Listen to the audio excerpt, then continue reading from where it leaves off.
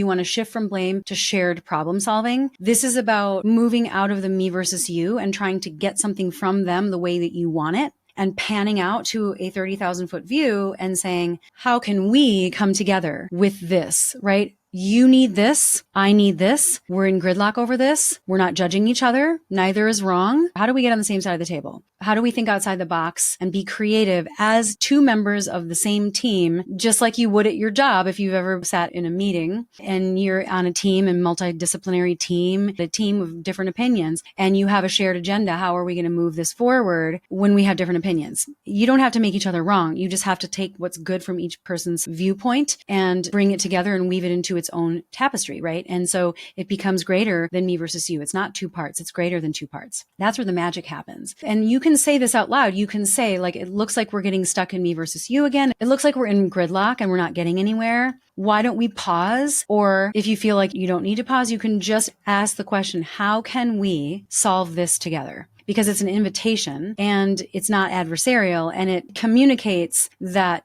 I'm not judging you and I'm not defending myself from you either. There's nothing to protect ourselves from because we feel safe with each other. We care about each other. We embrace that these are just differences that we have, and we don't have to make the other person like us in order to feel safe. We can honor these differences as long as both parties respect them enough, the other person, to adjust themselves according to what the other needs. Of course, not to the extent that you're sacrificing your values or that you're out of integrity or that you're abandoning yourself to give them what they want. No, it has to be aligned with who you are and how you want to show up in the world. And, it has to be in integrity with your life dreams. But what is the problem, right? There is no problem with giving something that will help them out a little bit as long as it doesn't compromise yourself, right? And most of the time, 95% of the time, these gridlock patterns that I see are not about mutually incompatible life dreams or mutually incompatible values.